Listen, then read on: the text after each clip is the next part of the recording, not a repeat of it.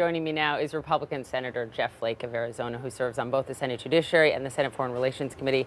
It's so nice to meet you in person. Hey, Every nice to be time here. we talk or I see you, it's through a TV screen. So thank you for being here, sir. Glad to be here. Let's talk about your push to protect Bob Mueller and how the last 24 hours may have changed that. It's bipartisan legislation with Senator Coons, S-2644, to protect the independence of the special counsel. It didn't even get brought to the floor this week. McConnell called it a solution in search of a problem.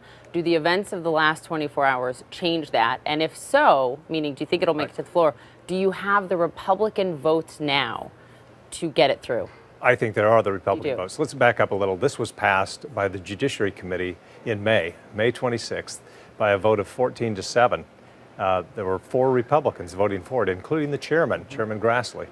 It's not often that we get bipartisan legislation out of the Judiciary Committee, but it came. That has sat in the on the floor now, waiting for floor action for 8 months now. And initially, the majority leader said, well, nobody's being fired, nothing to see here, no worry about the Mueller investigation. That all changed. I would argue it changed before. You but think it it really changed because changed of Michael Cohen? Well, no, when the Attorney General was fired. Wait. Then, this additional information coming forward really points up the need to protect the special counsel. So I do believe the votes are there on the floor if we can just get a vote, and that's what I'm calling for. Let's just have a vote. You're not just calling for it, you are blocking other things. Judges, we'll get there in a moment. But about the Attorney General and now the acting Attorney General, Matthew Whitaker, he didn't stop what happened yesterday, and he has a lot of power over the Mueller probe.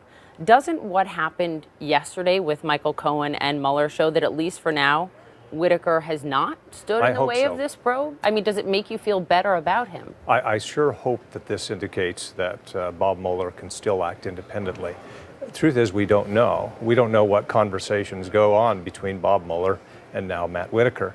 If Bob Mueller gets everything he needs in terms of subpoenas and whatnot, when the report is ultimately issued, Matt Whitaker can decide what Congress sees and what Congress doesn't see. That's important, and we think that it ought to be handled by somebody who has at least been confirmed by the Senate. It's very important. Many of your Republican colleagues, though, I was a bit surprised to see some of the reaction yesterday downplaying the importance of what we heard from Michael Cohen yesterday. Senate Majority Whip John Cornyn said all of it's speculation. Lindsey Graham said, I don't know how that has anything to do with colluding with the Russians in terms of the campaign. Senator John Kennedy called it another log in the fire of speculation. Do you have a message to your fellow Republican senators? I don't know how we can be so sanguine about what's going on over at the Department of Justice in terms of the Mueller probe. It's important to protect it. I agree with Jeff Toobin. What will really matter is if there are emails, if there's documentary evidence that somebody lied to Congress or wasn't truthful before various subcommittees or committees. So let's talk that's important. Let's talk about what you're doing. You are opposing all judicial nominees until a full floor vote is brought on protecting the special counsel. 21 judges were set to advance yesterday. They did not because of the stand you're taking. Senator Orrin Hatch said that's, quote, not a smart move. Senator Ted Cruz called it not productive. Right. Former Arkansas Governor Mike Huckabee went this far. He said Flake is a selfish narcissist who would stop one of the few things he actually could do for his country, confirm responsible judges. His hate of the president exceeds his sense of duty. His proposal is unconstitutional. And I won't even finish the rest because it is just personally very insulting.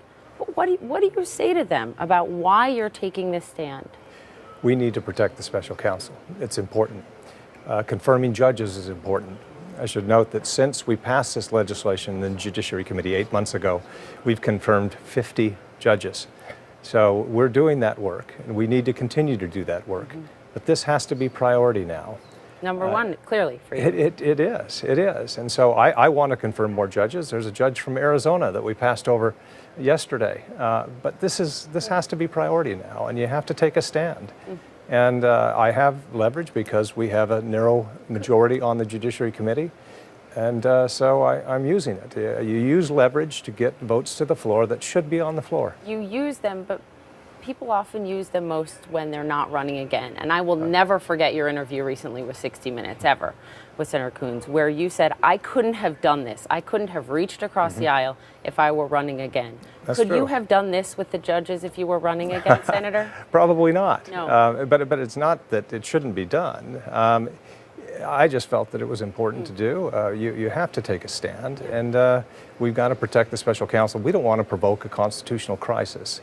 I think it's for the good of the country. I really do. Let's talk about Saudi Arabia. Obviously, you sit on the Foreign Relations Committee. Senator Lindsey Graham just said yesterday the CIA has agreed to brief him on the Khashoggi tape because, of course, Gina Haspel, the CIA director who heard it, didn't come to the all senators briefing this week. Are you also going to get that briefing by the CIA? Are you requesting it? Yes, we want to get that briefing. We were very disappointed that Gina Haspel was not there when Mike Pompeo and Mattis were there. She needed to be there. It's the CIA's assessment that I think is the most important here. They're the ones with access to the intelligence, first access to the intelligence. She heard the tape. You know, no one in the room has heard the tape. Right. The president, as you know, recently called Saudi Arabia, quote, a great ally. You responded in no uncertain terms to that, saying, quote, great allies don't plot the murder of journalists. You and 63 total senators voted this week to withdraw U.S. support for Saudi and Yemen. But you need 67 votes to override a potential presidential veto. Is there that much Republican support today for that measure? I think there will be if the administration doesn't change their policy. And if we continue to ignore what happened to Khashoggi, then we will have the votes.